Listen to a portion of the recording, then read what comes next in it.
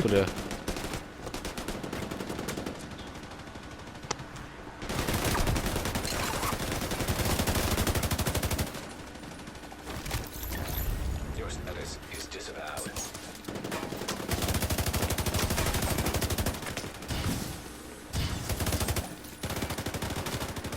Hijau baru.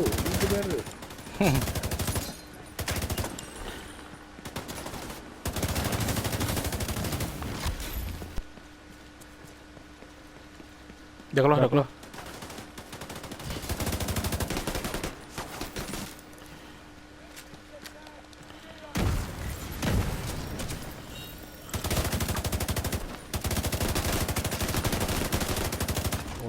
tak ada jalan kat situ.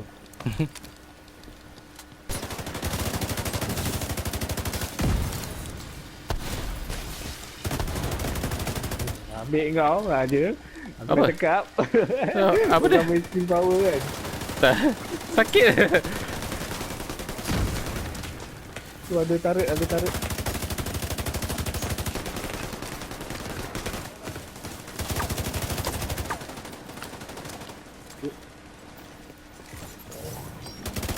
Sakit dia tarik.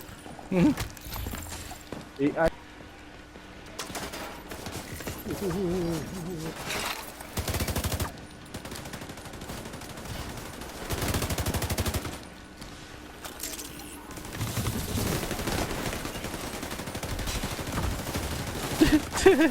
Tepi.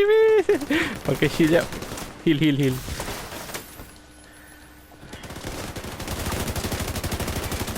Oh, down.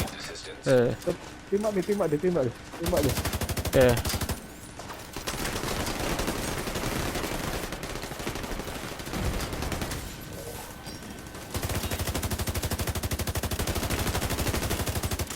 Kiri. Dah kiri mati lah. Aku kena tembak kat tu, Dad.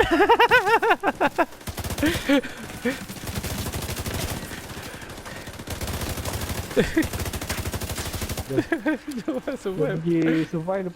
What is up, guys? Welcome back to Bahagi Gaming, and in today's video we're gonna discuss the Darkzone in the Division 2. Is PvP back? Because I've seen a lot of players in the Darkzone lately, and not only that, they're not farming, they're looking for a fight, which is excellent news if you ask me. It is great seeing players actually wanting to go rogue, to like fight rogues in the DZ, because back in the day, which is like 2 weeks ago, nobody was in the DZ. Nobody wanted to fight. Every time there was a rogue, they're out of there. So this couple of days, I went into the DZ. They're actually teamed, as you can see in the clip that I'm showing right now. This is like two groups multi-grouping against us, and it feels great, bro. That is the best feeling ever. And not only that, I'm going to show you the PvP build, because I don't have a PvP build up until 2 days ago or 3 days ago. I don't know. I didn't have all my builds for PvE. Believe it or not, it sucks that I don't have a PvP build, because this game I fell in love with the Division because of the PvP, and yet I am a PvE player. So we're gonna go through the build now. I'm gonna explain a few things about the build. It's gonna be quite simple, nothing too complicated, nothing new actually. Just the typical unbreakable, on the ropes, spotter, and all that compensated. So I'm gonna explain all that, and hopefully you'll have a good time in the DZ, and everybody should go inside the DZ, fight each other off, and have a good time. So again, don't forget to like the video, subscribe to my channel, hit that bell notification button if you want to see more videos from us, and let's go. Okay, let's start off with the specialization. I am using the sharpshooter specialization for this ability, and I think that's pretty much it these days, because all these skill specialization branches have been like balanced out, so all the specializations have the same. You can roll the weapon damage on each weapon of your choice. So if I'm not using sharpshooter, I'll be using demolitionist, simply because in PvP sometimes the enemies is too tanky and they end up depleting your armor, and if you have demolitionist, you can get a free reload every time your armor is depleted, and you have an extra magazine without reloading, which is really important. Kind of reminds me of the old clutch days, the SMG clutch build. Yeah, so I would go with demolitionist if I wasn't too lazy to go to the base and change it every single time, because I usually just use sharpshooter for the raid. As for my weapons, you know what it is. It's the Eagle Bearer, and if you don't have the Eagle Bearer, you gotta go get it. Simple. I don't know how to put it. It's the best gun in the game, next to the Nemesis. Sorry, but yeah, gotta work for it. If you don't have an Eagle Bearer, then you should go with the P416 or the SER. But as I said, the damage gap between both weapons is just too different. So yeah, the Eagle Bearer 27.8k damage, and as for my sidearm, my secondary is I don't use it. Maybe in tight situations I just switch to my ACR. It's got decent damage on it. As for my sidearm, I have the only thing I concern myself with is the third talent, which is in rhythm, that gives you a 5% refresh active skill cooldown when you kill an enemy. So that's pretty much it. Very useful in tight situations. So yeah, as for the build itself, it's a 3-12-5 build. 3 offensive, 12 defensive, and 5 utility mods. I'm sorry, utility stats. Reason being because you need 5 for spotter, which is the essential part of this build. You get 20% extra damage when you pulse an enemy. I would personally, if I'm still looking for it, this is an incomplete build. If I could get this to 7 utility, I could have on the ropes active, which is another extra 25%, while all skills are on cooldown. Weapon damage is increased by 25%. Yes. So I'm thinking of finding another mask with like a Gila guard with 2 electronics here with a utility mod slot. That would be great. So as for now, this is what I have, and it's already quite feels good to use in the Darkzone. So yeah, as for the mask, we're gonna go with health if you can, a utility stat, which is skill haste or skill power. I haven't like rolled anything on this yet. I bought this at the vendor, the base of operations vendor. You need spotter on this one, which gives you 20% weapon damage to pulse enemies, which requires 5 utility stats. As for the chest, I am using my old Up Summit armament with 12.5% weapon damage. I know you can go higher, but I think this one is it 100%? I'm not sure. Yeah, I could calibrate it with more damage if I had the stat. 41,000 armor on it with unbreakable.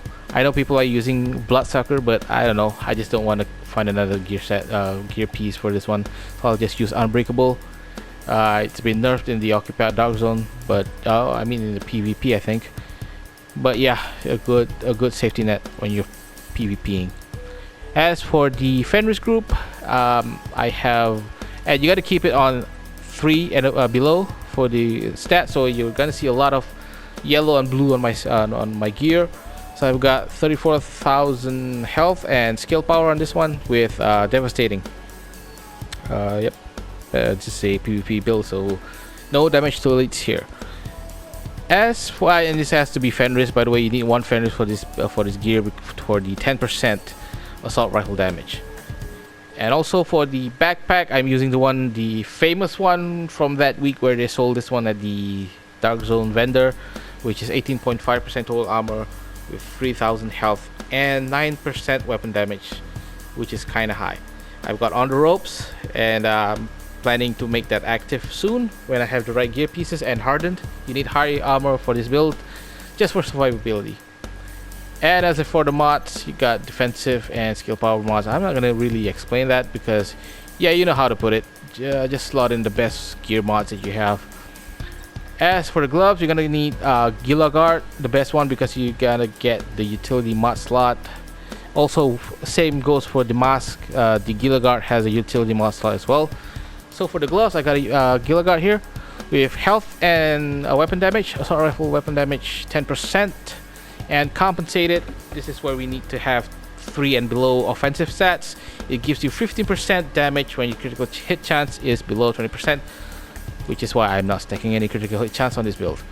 So that's another 15% added to the 20% on the mask from spotter. That's 35, and another 25% from on the ropes. If it's active, that's almost that's not almost, that is 60% plus the 35% from the talent Eagle Strike from the Eagle Bearer. That's around 95% weapon damage increase when everything is procced. That is a lot of damage. And as for the knee pads, I have a Gila Guard because you got 2 defensive mod slots. And also, again, incomplete build. I don't know why I'm using Entrench. I'm not using any rifles or marksman rifles. If I could change it, I would probably put what should I put on this? I don't know, patience, maybe patience, or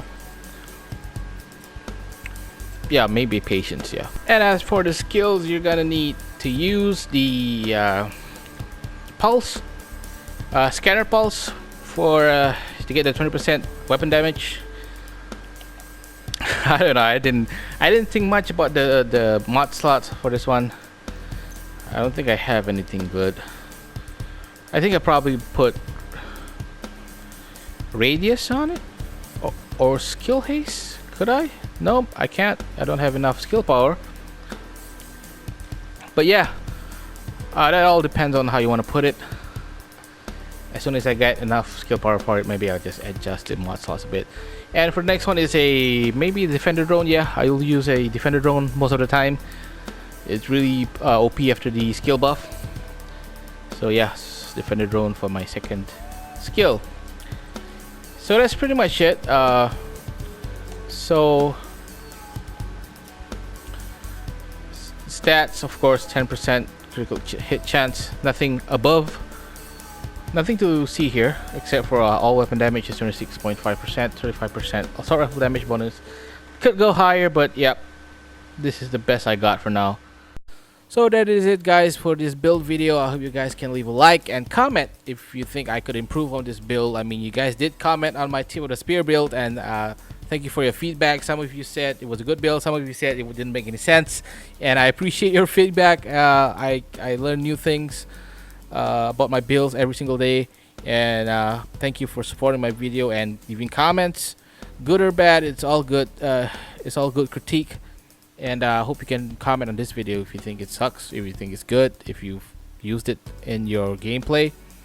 And yeah, so leave a comment, like, subscribe, all the usual, bell notification, don't forget that. And I'll leave you guys with a I think a couple of more minutes of me fighting these guys, and I'll see you guys in the next video. Bye.